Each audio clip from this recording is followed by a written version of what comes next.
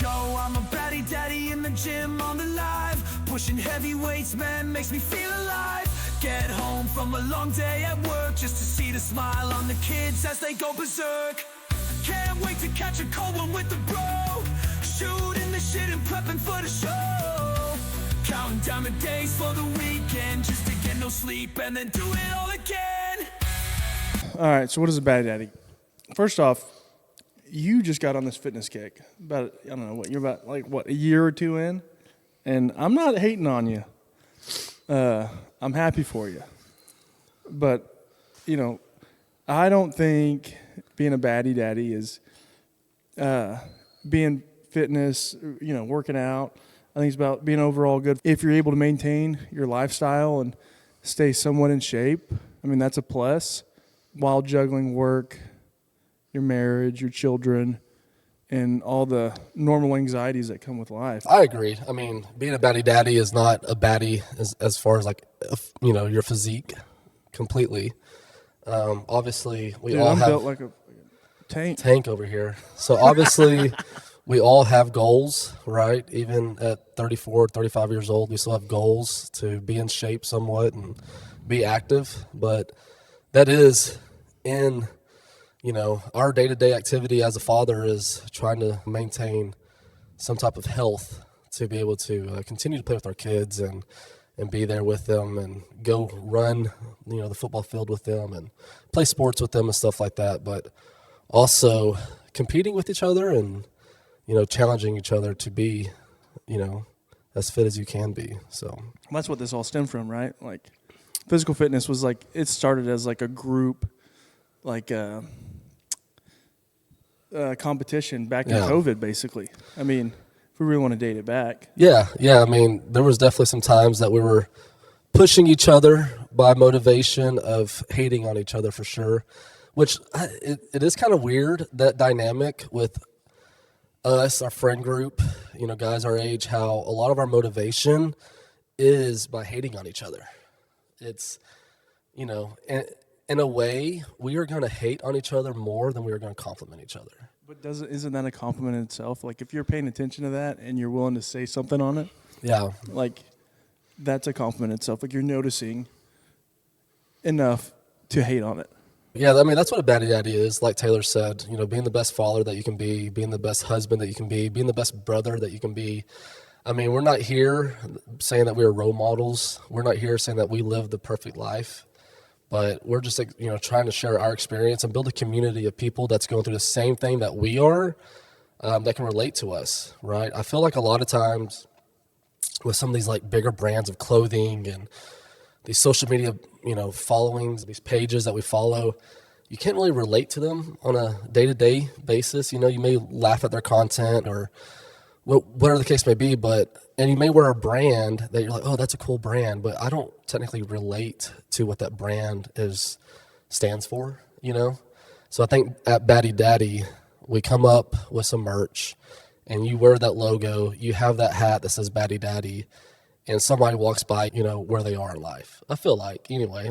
That's the purpose here. Well, yeah, and you're hitting on, social media and the life we live in today.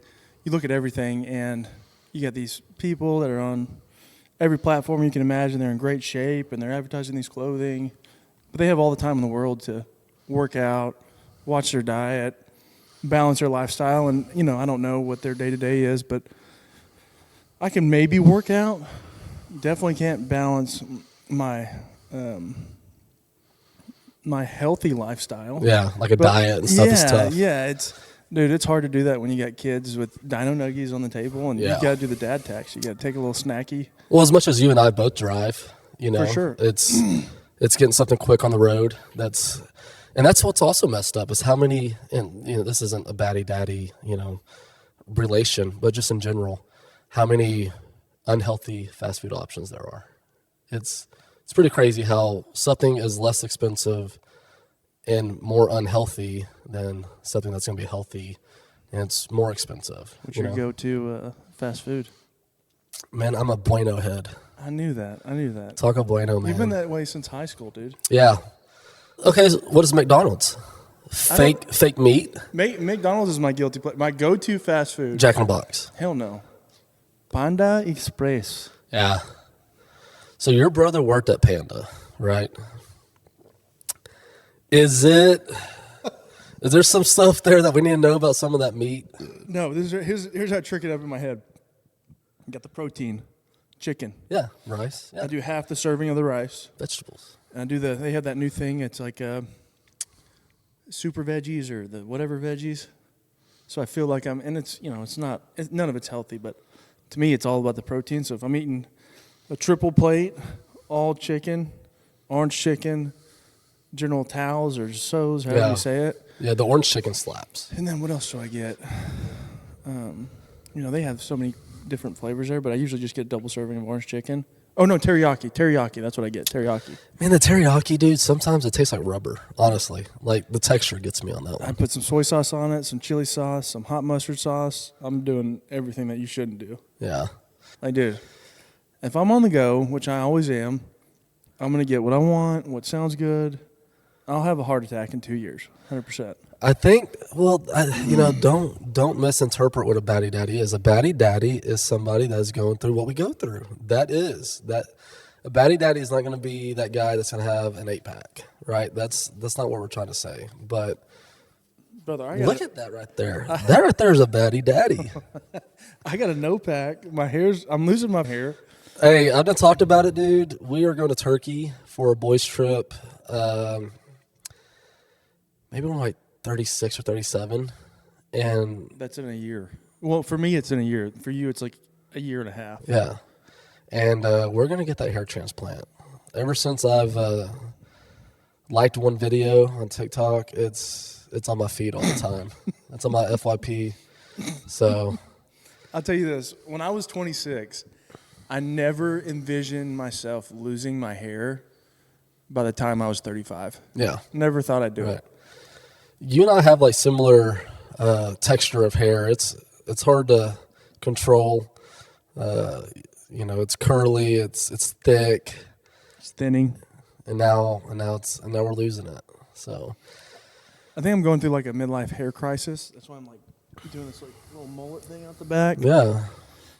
It makes me feel good about what I'm losing up front, but I still got it in the back, Well, it's not a mullet. It's like it's a burst, right? Well, no, I haven't gotten like a real haircut in like a month. Yeah. I haven't done anything in the back in like 2.5, 3 months. Yeah. And the problem is it looks so shaggy in the back. It's just not, I don't know. I don't know what I'm going to do, man. I think it looks good with the hat on. For sure. It looks good with the hat on. And then I'm hiding my hairline. Yeah. So it's like I'm crossing two. I mean, the thing about my job is I can wear hats all day, every day. Like 95% of the time I'm wearing a hat, and that may be why some of it starts to come out, is because that's a wives' tale. I don't know, dude. Every time I take off my hat, there's like a loose hair. I mean, I can, in the shower, I can do this. I'm losing 5 to 6 hairs. It's pretty crazy. I was sitting on the couch. It's probably like a month ago, and I was holding my baby, and I was just playing with my hair, and I was wearing a white T-shirt. I was just playing with it, holding my girl, and I was just sitting there. I'm watching a show. I look down, and there's like 30 hairs just sitting on my chest. Yeah. And I look at Samantha, my wife, and I go, what the fuck? She's like, are you okay? I said, no, I'm not okay. I'm losing my damn hair. Yeah. I'm doing something wrong in life. Yeah, that's one of those things as a guy that is just, man, because if you start losing your hair, the last thing I want to do is be that guy that's doing like the toilet bowl. Where it's just going around, it's the horseshoe or whatever, and I'm bald here. Like, I'll never be that guy. But I heard, I didn't know this was a fact, and I don't know if this is a fact, but you don't lose hair on the side of the back of your head. You only lose it in the front or the top, or I say the back, but like it starts in the crown for some people. Mm-hmm. So. Which I think I would prefer to lose it in the crown. Yeah, versus for sure. the front, because I never see it. Yeah, and you're tall, so no one ever sees it. Yeah. Damn, I'm tall. You're 6'1", 230, 6'2", brother. Google it. I'm 6'2". It's written on the stat sheet. You're 6'2", 230. You're good. All right, no, I'm not 230. No, 259. I weighed myself the other day after full days worth of drinking and shit eating, and 260.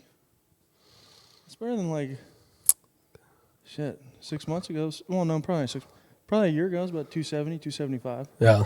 But it's crazy to me that I'm closer to 300 than I am 200. Yeah, that is crazy.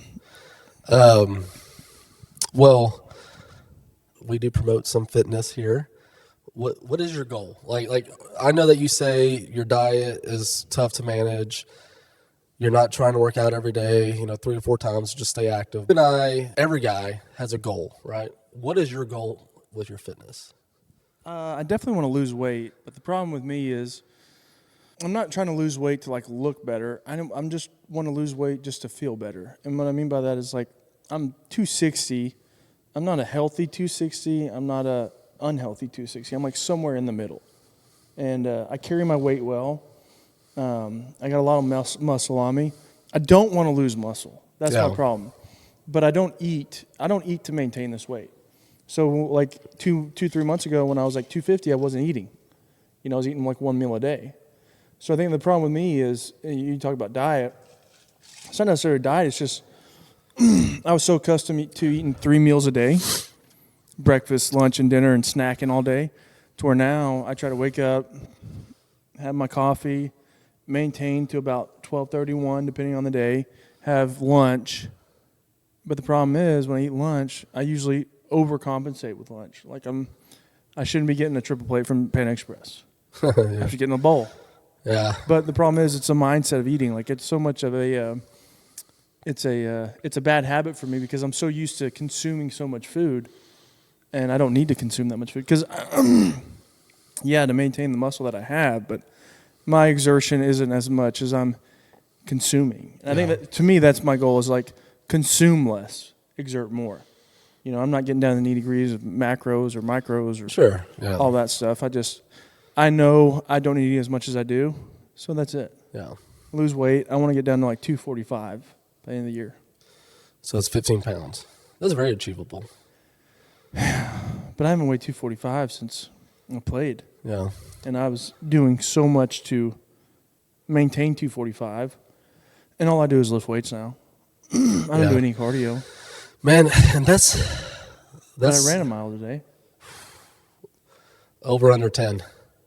I stopped right at 10. I say a mile was 0.93 miles. Yeah. Yeah. So you were on pace for a almost 11-minute mile. That's okay, man. Oh, I'm not hating. I'm cruising, Bubba. Dude, I'm not hating. You see me running an 11-minute mile, you just tip your hat. Yeah. Say good for you, sir. That treadmill, bam, bam. It's I'm a doing Clydesdale this. walking down the fucking street. Yeah. I mean, look, it's so much easier to go to the gym and just lift weights. It's so easy to go pick up that 50-pound dumbbell over hitting that treadmill. And that's how you are. But my goal, last year I went from 225 to 200 on the dot. I worked out for about 4 months and I lost about 25 pounds. You kept sending me those thirst trap photos, dude. I was about Yeah. to subscribe. Yeah, hit the link tree. But I got down to 200. Never saw 199. Never. I tried so hard. 200 to the dot. 200.0. You couldn't get under 200? Nothing, man. So, which is fine. I'm still happy with the results. But, right now, I went through the dirty bulk. I'm still lifting heavy, eating whatever I want to eat. And my goal is to get down to 195. That's my goal. So last year I lost 25 pounds. This year to lose another 25 pounds. But you could probably lose that if you didn't lift weights. Yeah. If you just maintain I don't want to lose muscle though. There's a you got fine muscle? line there. A little bit. Little grass snakes going on over there? They're locked and loaded, brother. So that's my goals, to get down to about 195. But again, it's not just a physique thing. It's also just being healthy. I can't go run a 10, 11-minute mile right now, I don't think. Yeah, you could, 100%. Dude, I've never been a runner. Me neither. You ran track? Yeah, but that was in high school, and I ran the hurdles, and I wasn't You got last every time? Dude, you put me running for 10 minutes, and my ADD kicks in. I'm like, this is for the fucking Yeah, I birds, know, brother. dude. So I got a Stairmaster, and I'm hoping that whips my butt and burns those calories faster. I will still probably go on that jog 2 or 3 times a week, but I definitely anticipate most of my cardio being on that Stairmaster. Yeah, for sure. I don't jog at all. If I don't work out but 1 time a week or 2 times a week, I'll go for like a 15-minute run, and Yeah. I'll feel good. Yeah. Oh, yeah. But I feel good just because I ran, but I don't feel good like after I get done working out, feel good. Yeah. No, for sure. Yeah, there's a different level of satisfaction with getting that pump. Yeah. So our backstory here, how long have we known each other? You're 35, I'm 34.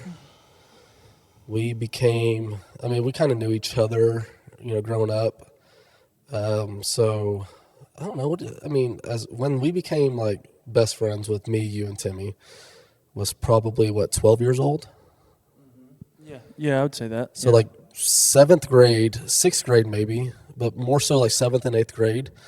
So you're talking about 20 years, Yeah, but your parents would say, since I was 6 years old, jumping on your trampoline in my diaper in your backyard. Yeah, that is a true story. He did live down the road from me, and being Taylor McCullough, who has like no boundaries, would sneak into our backyard and jump on the trampoline without us there. And but like my parents remember that. I don't remember that. I do. I remember the trampoline. I remember wrestling you and your brother on the trampoline. I remember. Oh, I tapped you out. That's right. No shot. No shot. I think you probably did actually. And I remember y'all had the cool car toy mat. Yeah. In your room, and I always thought that was so cool because I never had anything like that. I was like, holy shit, this is the coolest thing I've ever seen. Yeah. I want to get one for Kane. We just got one for Dean because he loves toys and he loves cars and stuff like that. Yeah. Our neighbor just hooked us up with that. Is such an underrated, like, when you said that unlocked a memory for me. Yeah. Like that is was such a memory for me, just walking over your house and be like, yeah, hey, they got a street. Dude, I would play with that for hours. Yeah, no, so that's such an underrated toy, if you will, is just to give a boy cars and a car mat. But it has like a little town and streets and stuff. My firstborn, he had no interest in cars. He wanted horses, cows, animals, and then dinosaurs. Yeah. And now he's just kind of into whatever's the coolest thing out right now. Like anything that's cool, he's into. Any toy, he's into. Anything. It's well, he's doing like PlayStation and all that now, right? Yeah. He doesn't play PlayStation, but we got him a Nintendo Switch or Stitch or I don't know what it's called. Switch, I think. I think it's a Switch. And we got him like 5 or 6 games for Christmas for that, and he's played none of them. But that is what it is. He'll play them eventually, right? Well, you will. I've played a couple of them, and I try to get them. My dad got him the like little steering wheel and the pedal, and then my mom got us a cool little gift. It's like a mini projector, and so we have it in our media room. So eventually, I'm going to hook up the switch to the projector, and then hook up the steering wheel and the gas pedal and the brake. Hell yeah! And then he'll have it. It should be cool, but we'll see. He'll probably play it like once or twice, and then that'll be it. Yeah, no, that's awesome, man. Yeah, my kids. Sophia, she's the same age as Aaliyah almost, but she doesn't have any interest in gaming like that. I'm looking forward to that day with Kane, that he grows into that boy that starts playing games. 'Cause I love playing those games, like racing games or sports games and stuff like that. So, but yeah, man, 20 plus years of friendship here. High school football. Yeah, that's a whole 3 episodes in its own. Did we play the highlight tape? Maybe. Like we got to play like a live reaction to the highlight tape. Man, I was thinking about this. So we're coming up on the 20-year anniversary of our high school reunion. And how cool would it be to get, everybody together and watch that together, man? I'll come soon. Like, is that lame? Yeah, for sure it's lame. I don't think any outside of like our group, nobody's gonna give a shit about that. But 100% they will. 100% they will. I'm gonna put my football helmet on. I'll put my jersey on. I got some shoulder pads. I'll walk in suited and booted. I've still got the band with the play calls. I think I do too. Yeah, that's funny. I got my wristbands. I got my helmet. I got my jersey. That's still a big part of who we are today. How we're such close friends is the growth that we went on together.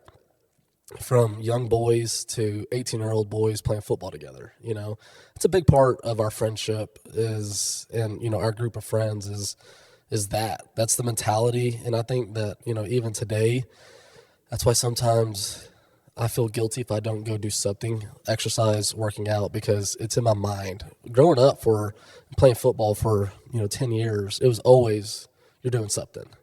Summer camps, fall camps, whatever the case may be, you're working out every day, staying after school, working out, and that's still my mindset. It's a good routine that builds for you. Yeah, it teaches you for sure. And then depending on life after that is all about routines you create.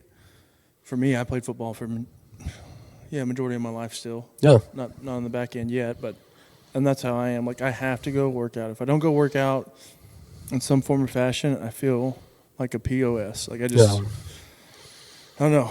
And, I got a lot of angst built up in me and anxiety and stress and all that shit. But I'm a big boy. I don't lift heavy anymore. I mean, you see me in the weight room, you're like, this guy's lifting 45-pound dumbbells. Like, yeah, damn right I am. I earned that right.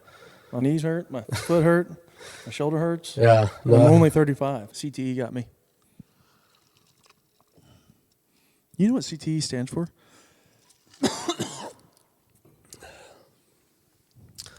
I don't. Me neither. And I got it.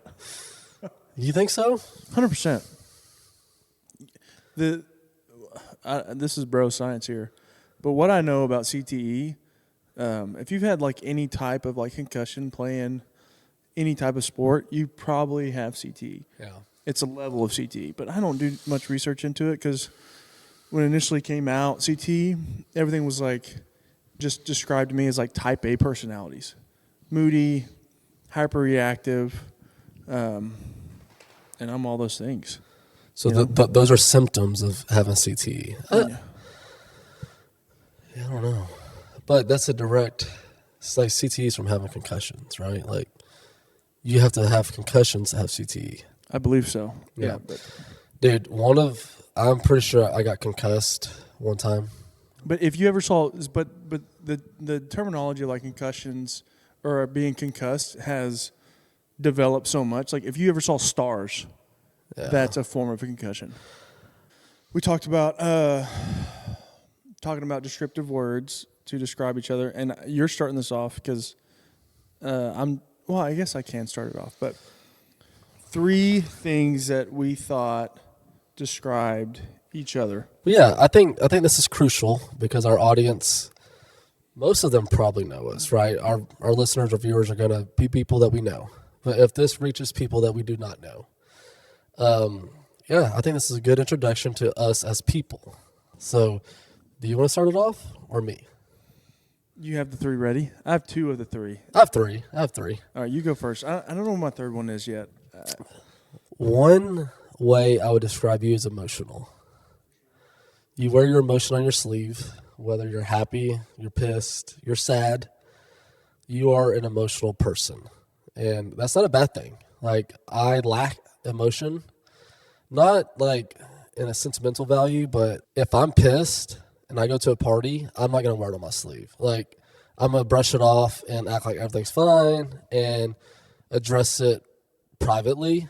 I feel like that if you go to a party and you have a problem with me or you have a problem with, you're wearing that on your sleeve.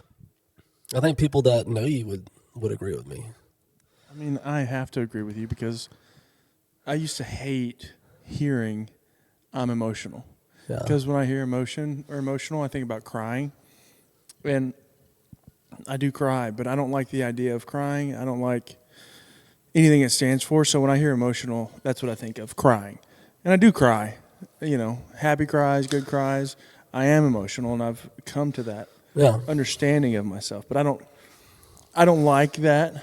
I've worked on it. I am still emotional because I know I can't hide my feelings well. But I try to.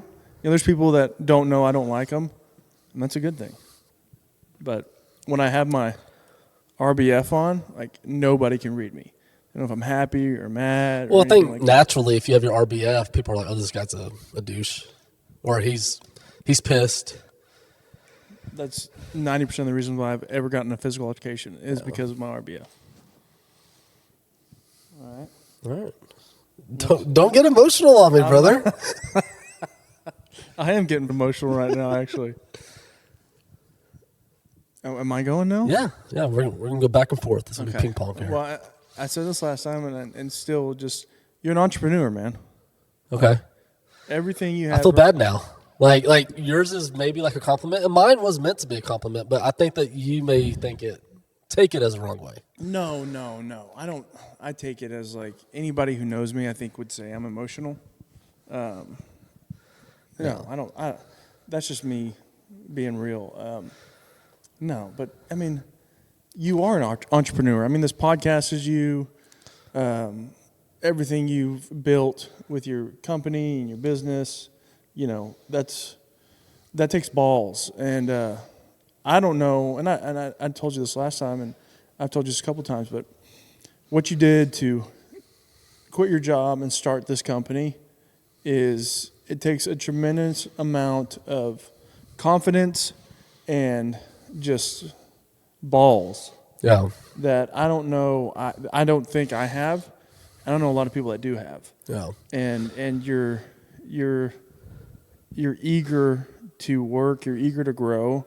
I mean, now it's your living, but I remember whenever you said, "Hey, I'm gonna start a gutter company," I was worried because I didn't know how it was gonna go. Yeah. But I knew you were gonna give your best foot forward, and that's all you can ask for, right? Like any of us, like just giving your best effort is enough. And you've done that with this, and you've been successful, and you've branched out. And I don't think you're anywhere you're still in like the growing phase, but it's still a commendable quality that a lot of people don't have, is just taking a leap of faith. Yeah. And you 100% took a leap of faith. So I just complimented you, and you just shit on me. So shit on me again.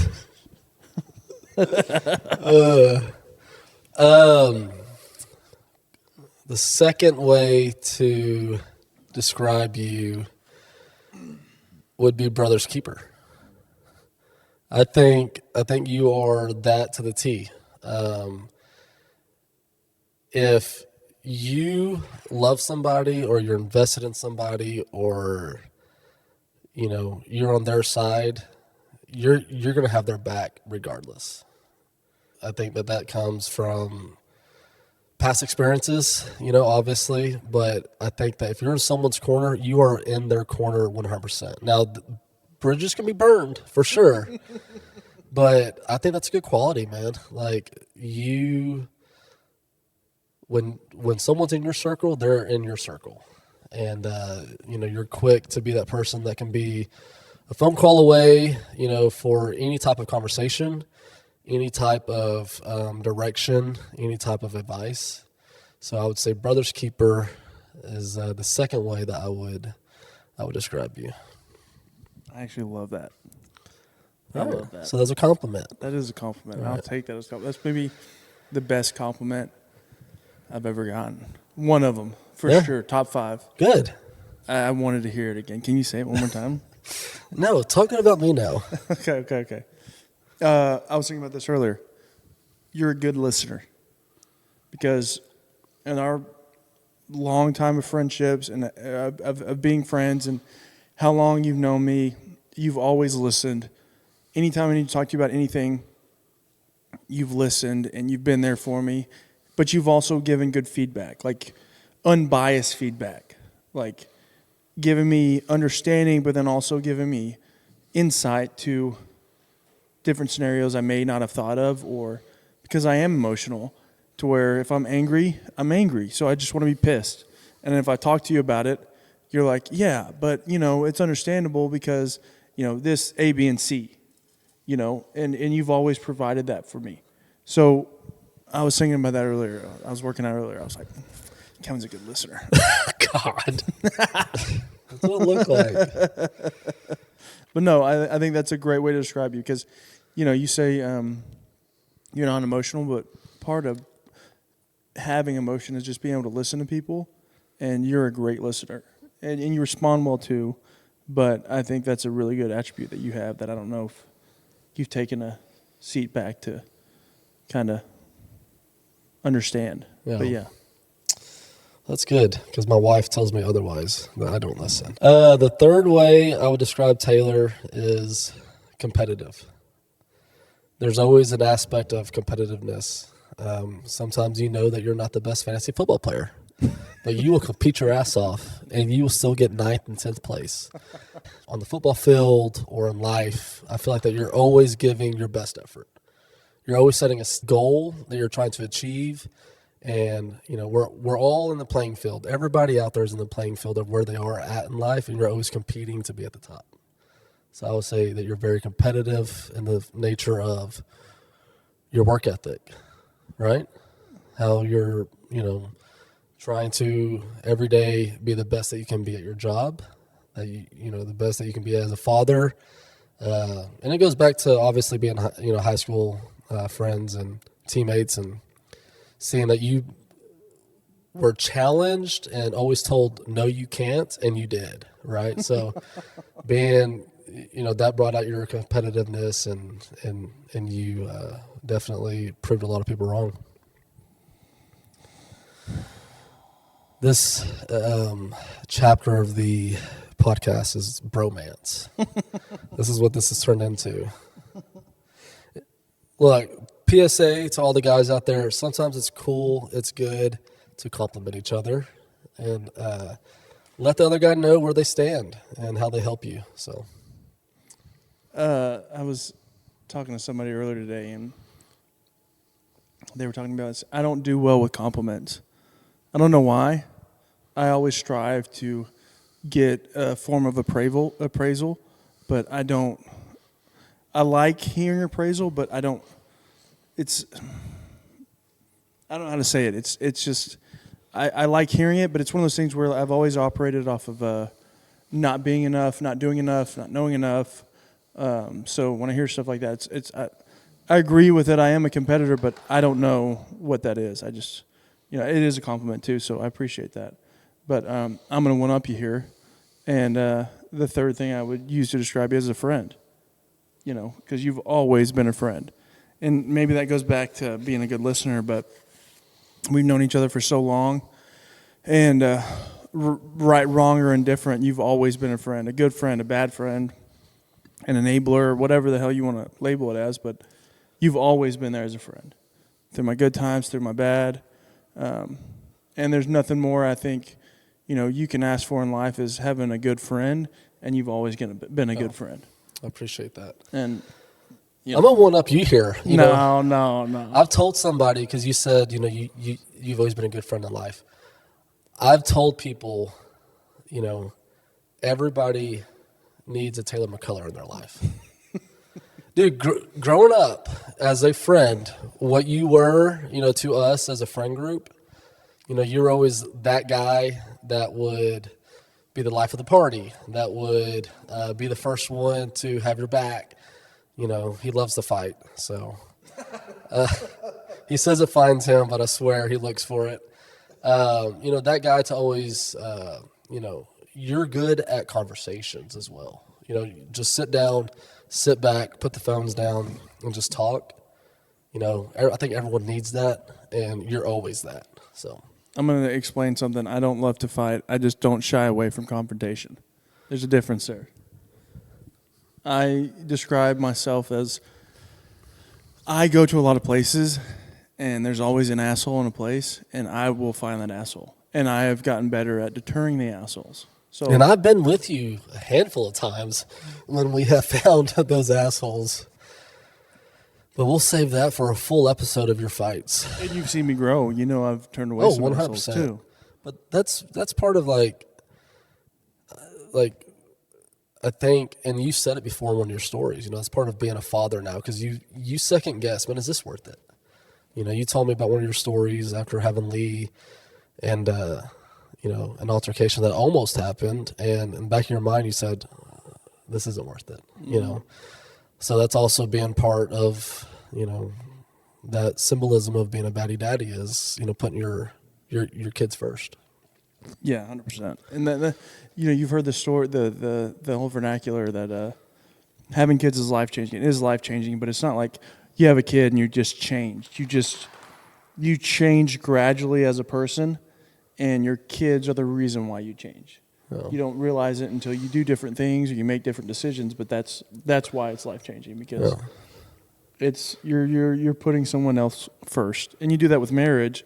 But it's hard to do that with marriage. It's a relationship, and it's one of those things where you have a kid and you just realize like it just develops a different meaning in life. Like I used to think my life was football, and then with my kids it's just different. I have my kids and I love my kids, and I'm not home enough, but like I love being home with my kids, and even when I'm tired and I'm exhausted and moody or emotional, I still love being there. You know, even when all the kids are crying, as much as it like dwells on me in the moment, I'm still very appreciative to have it.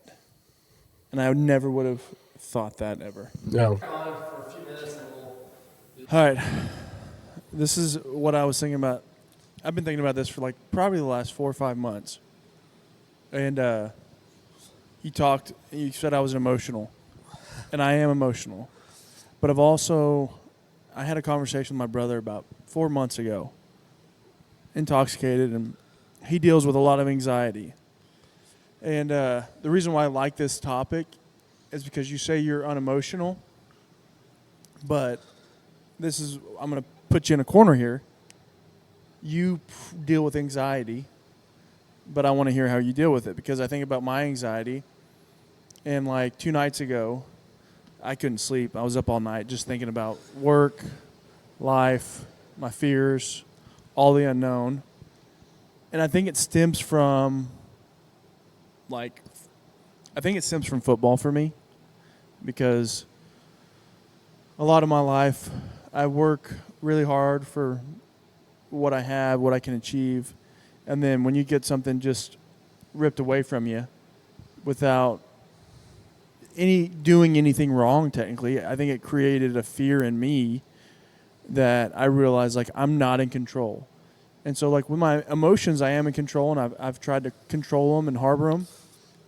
But I think that's where my anxiety comes from. Like when I'm at a party and I'm not in a mood, but I'm very uncomfortable because there's so many other people there that I have no idea who they are, how I'm going to talk to them, how I'm going to come across, and I'll just be quiet and observe until I feel comfortable enough to open myself up to them, because I don't want to open myself up to anybody, and that is emotion, but it's also like just trying to read the room, and it's anxiety. Like it's not social, maybe it is social anxiety, I'm not sure, but it's anxiety. And I never thought I had anxiety, ever. I just thought, and maybe I don't know, but I think I do. But I was talking to my brother about it, and he knows someone that's very close to him and that has severe anxiety. And when he was talking about his anxiety and his fears and everything like that, and it just kind of dawned on me like, damn, I do have anxiety. But what is anxiety? It's like the what ifs in life, right? Like what you fear and things that may never happen, but you think about them happening. That's anxiety. And it really, I'm such a layman, because I used to just think like, I still think this way too, but like just control your mind and tell yourself this isn't going to happen and put it out. But as much as I try to fight those fears and what ifs, they still linger in. And I have trouble sleeping. It affects my moods. Sometimes when I come home, I'm stressed about work. A lot of times when I come home, I'm stressed about work. So I'm just anxiety ridden, and I just shut down emotionally because I'm trying to compartmentalize my fears that may or may not ever happen. But I was like, it's just a good topic, because me being your friend and knowing you as long as I have, like I wouldn't label you as someone that has anxiety, but you do have anxiety, and I'm not trying to put this on you, but at the same time, like, how do you deal with those moments? Like the fears, the what ifs. Yeah. I think we all kind of go through that stage of those restless nights of thinking about things, and then your mind just wanders and it never stops. Whether it's about your kids, whether it's about work, whether it's about your future, whether it's about, am I providing enough? Like, anxiety is in a lot of different forms. My biggest anxiety, I think, would be not in a social aspect. I think I can go into any bar any party and find somebody and chop up a conversation with them. I think my anxiety would probably be closer to like, what is like on a social platform? Like, what is somebody thinking of me right now? Or in public speaking, like, you know, am I delivering this perfectly? Like, in the past, that's been my biggest anxiety. Like, to where you as somebody in high school at the pep rallies, you'd get on the mic, right? Or you would be the first one to be, you know, let me show my face, right? Or you can be the guy that takes the mic at a best man speech and take it over with no hesitation.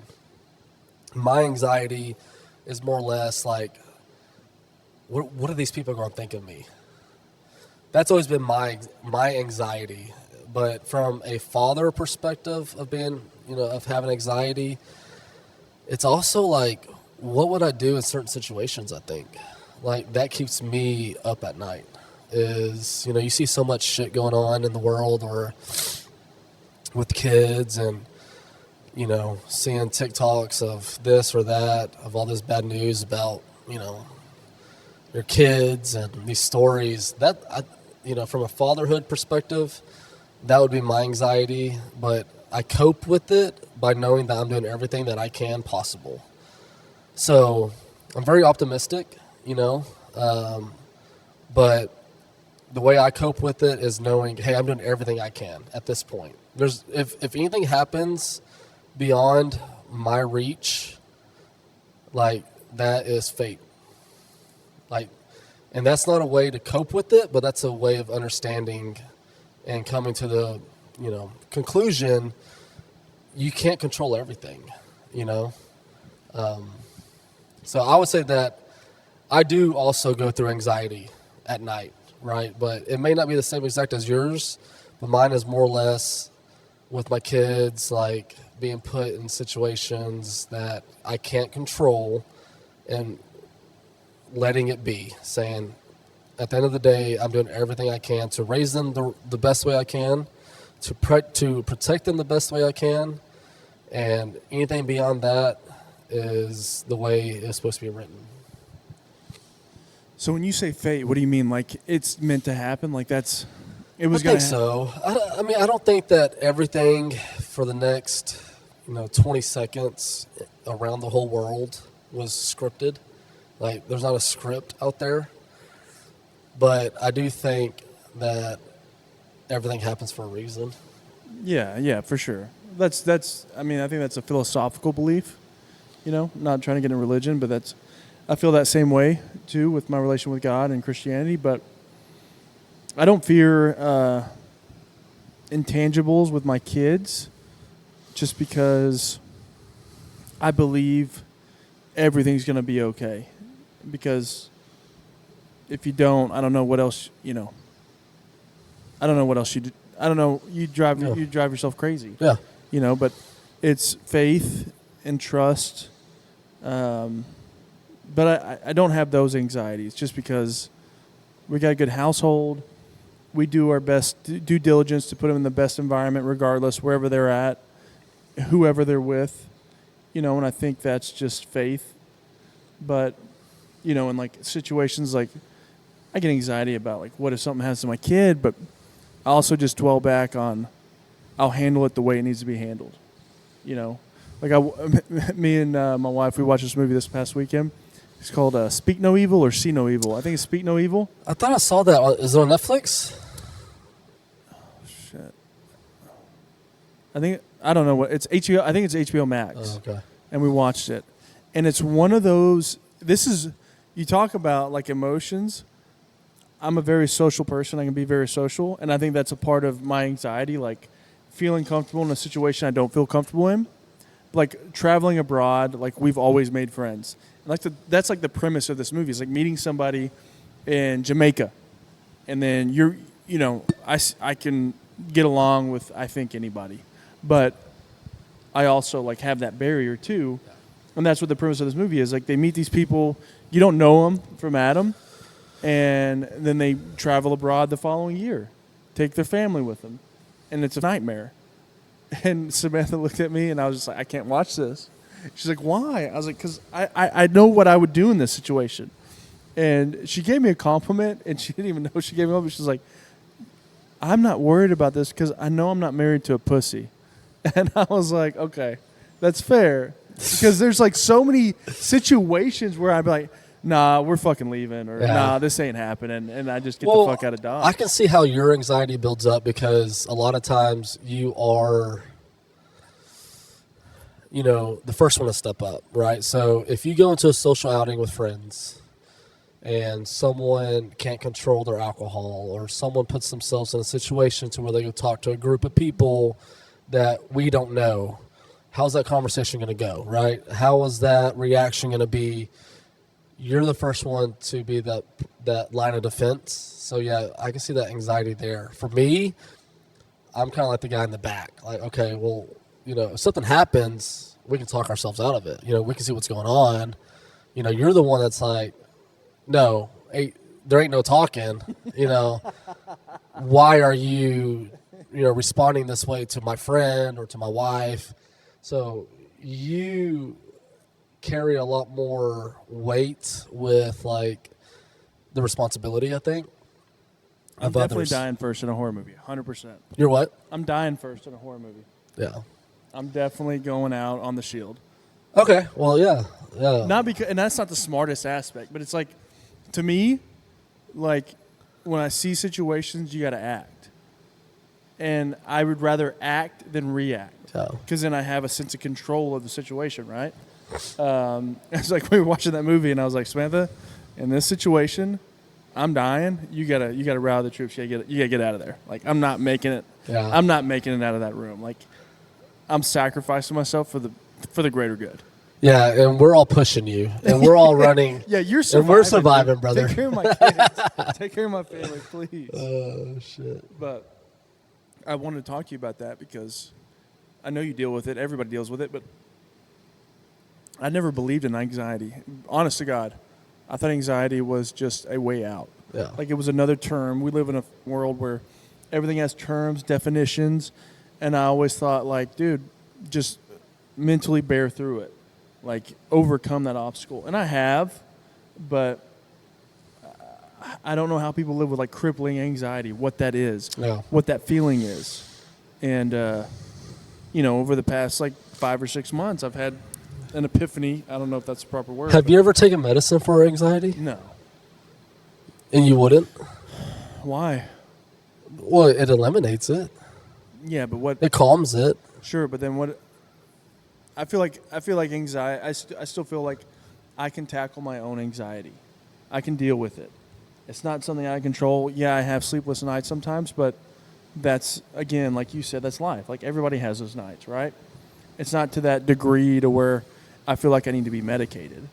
And I think the first answer to solve a problem is to get medicated. That's the issue, right? Like, it's okay to have these normal fears and problems with life and question and ponder, but you just have to have faith and believe, like you've done with your job and your career, of just doing your best doing the best you can every day. And that's what I try to hang my hat on. Like, if I can do this better than I did yesterday, I can sleep at night and know whether I fail that I gave everything I had. Like, I'm not trying to talk about football, but like that's where I've come to with football.